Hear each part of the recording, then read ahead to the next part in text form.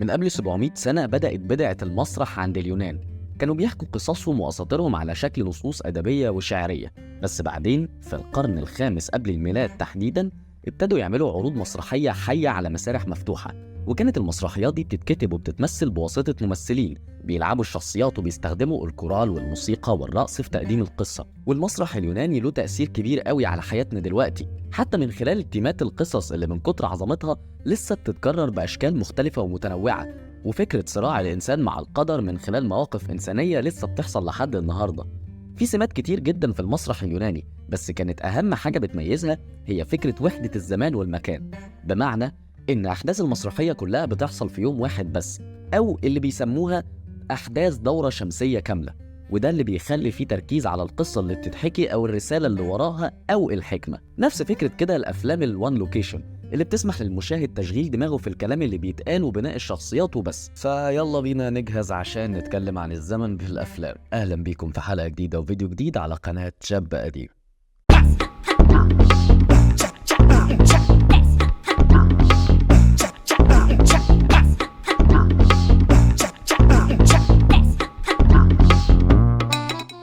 الزمن في الأفلام شيء مهم، ودراسته ووعي الصناع بيه مهم، زيه زي أي علم أو دراسة. زي المساحات في الأفلام مثلا، فإنك بتحاكي مساحة كيلومتر في الكاميرا من خلال بقى عدسات معينة وزوايا معينة عشان تطلع عمق في الصورة. ففكرة الزمن داخل الفيلم مهمة، كل دقيقة بتعدي من فيلمك مهمة، ومهم المشاهد يحس بمرورها. حتى لو هتنط سنين كتيرة في الزمن أو هتعمل فلاش باك مثلا، لازم ده يبان على الممثلين والديكور وكل حاجة. وأي خلل بيحصل في العملية دي ممكن يخلي فيلمك أو العمل بتاعك منقوص ومش متصدق. الموضوع ده بالذات عند الممثلين حساس جدا وله أثر كبير على اللي بيتقدم للمشاهد، لأن الديكور أمره سهل، التلوين كذلك أمره سهل، لكن طبيعة الشخصية اللي على الشاشة هو ده اللي بيخلي الموضوع صعب شويتين. والموضوع ما بيقفش خالص على انك تصبغ شعرك او تغير طريقة كلامك بشكل غريب وبكده يبقى حصل تغيير. وفي الحقيقة دايما لما بتفرج على اي عمل فني بركز جدا مع الممثل على مدار العمل، ايه اللي اتغير فيه، او بمعنى اخر ايه اللي احداث الفيلم سابته جواه، وبناء عليه غير طريقة كلامه، مشيته، افكاره اللي بتظهر على هيئة سلوكيات على الشاشة. وكل ما كان العمل مدته طويلة زي المسلسلات مثلا، ده بيضيف حمل على الممثل اكتر عشان يركز في ده ويحطه في اعتباره، مع مراعاة طبعا انك بتقدم ده على هيئة حلقة لا تتخطى الساعة. وانت كمشاهد لو ما حسيتش بفرق على شخصية البطل هتشك في اهمية العمل نفسه. بمعنى انك لو القصة اللي حصلت دي ما اثرتش على الشخصية، يبقى كده كان ايه اهميتها من الاساس؟ عايز تحس كلامي ده وتفهمه اكتر؟ نقي اي مسلسل رمضاني اخر 3 سنين من بتوع شقلب وقلب بشكل عشوائي وبص على الشخصيات. لو شغلت اول حلقة واخر حلقة، ادي دقني لو لقيته غير تصريحة شعره حتى. عارف كأنك بتتفرج على كرتون، شخصيات ولا بتغير شكلها ولا طريقة كلامها ولا لبسها ولا اي حاجة اصلا. مش هيتم اثارة اي تساؤل في نفسك الشخص ده ايه اللي حصل له. زي ما بقولك كده، شخصيات ثنائية الابعاد، شخصيات كرتون، والبعدين دول هم يا دوبك البعد الاجتماعي والمادي. على حد بقى علاقاته بالشخصيات اللي معاه دي اللي بتتغير غالبا عشان بتبقى احد عناصر القصة اصلا. يعني قتل جوز اخته، حرق ابن خالته، سجن جوز عمه، وده اللي بيأثر في القصة اصلا. وخلاص شكله حرفيا ما بيتغيرش، ممكن بس يكون اشترى لبس اغلى عشان بقى غني، لكن شخصيته تتغير؟ انت هتهزر معايا يا معلم ولا ايه؟ لا، الثبات على المبدأ يا باشا، جدع ورجولة من اول حلقة لاخر حلقة. خلاص انت بتتكلم في ايه؟ دي مبادئ يا صاحبي. One thing we were trying in Sicily when I was older, Brando had something in his mouth, and I went to the same dentist and just got a smaller one. And I tried to like get a little heavier for that period because he was a little older and a little, a little mature and so on. Il bacio si chiama Antonio Andolini e Chisto è Pezzi. من الأمثلة الجيدة دائما في حاجات كتير بقى في صناعة السينما دايما هو فيلم جاد فاذر.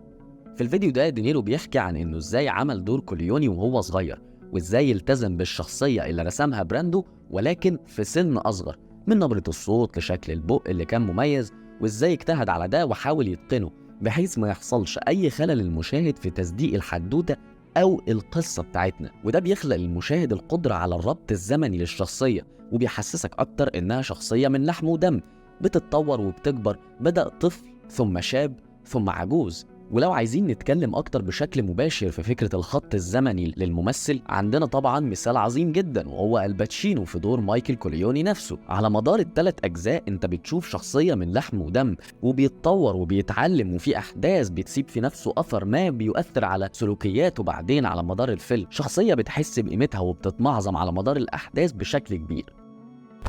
وعندنا هنا في مصر مثلا نور الشريف في لن أعيش في جلباب أبي وتأثير دراما المسلسل عليه. ويمكن اللي باين الموضوع ده أكتر هو فكرة أفكار عبد الغفور البرعي نفسه وبعده الثقافي إزاي اتطور مع فرق السن ومع اكتساب الخبرات ومع المعاملات الكتير والاحتكاك الكتير بفئات مجتمعية مختلفة. ده بيسمح له إن هو يطور عقله، وده بيبان أكتر على طريقة كلامه، إحساسه بذاته، كل ده بناء على أحداث المسلسل، وهو بيكتسب ده من خلال الأحداث.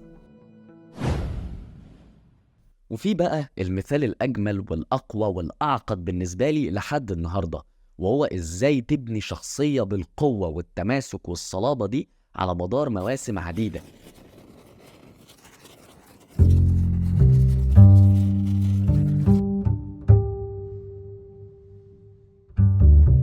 شخصية هايزنبرغ أو والتر وايت بالنسبة لي هو الدرس الأكبر في الحلقة دي، وهو يعتبر المثال الأقوى عشان نتكلم عن موضوع الزمن في الأفلام ده. شخصية والتر وايت شخصية مركبة مليئة بأبعاد كتير جدا ومرت بأحداث كتير صعبة. أحلى حاجة في المسلسل إن الأحداث بتبتدي من الحلقة الأولى، وبنبتدي نشوف تطور شخصية مجرد مدرس كيمياء لواحد بيخش في مشاكل كبيرة جدا، إنسان عادي تحول لإنسان لا يقهر أي شيء. كل ما ده بان أكتر على الشخصية، كل ما ده بيخليك مؤمن أكتر بقصة المسلسل.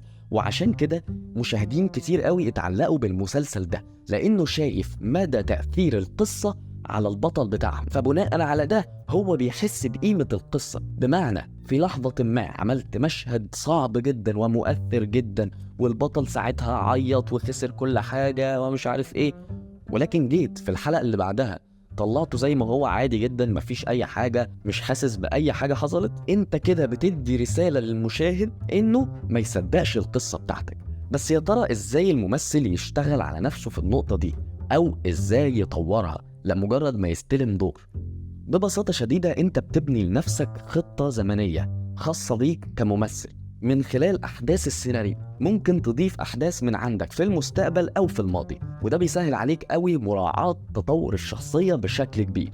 بمعنى إنك لو هتكتب باك ستوري للشخصية بتاعتك في طفولتها بقى أو في شبابها أو ما إلى ذلك، ده بيسهل عليك فهم واستيعاب التراكمات النفسية اللي حصلت للشخصية دي، فتقدر تظهرها على الشاشة بشكل كويس. بمعنى إن بيعدي على الشخصية دي مثلا داخل الفيلم 20 سنة، فانت لازم تحدد ايه اللي حصل في ال20 سنة دي، وتكتب كممثل ايه الاحداث اللي انت مريت بيها في خلال ال20 سنة. بناء على ذلك هتبتدي تغير ادائك ولبسك وشكلك وطريقة تعاملك مع الناس، ويبان اثر ال20 سنة اللي عدوا جوه الفيلم على شخصيتك.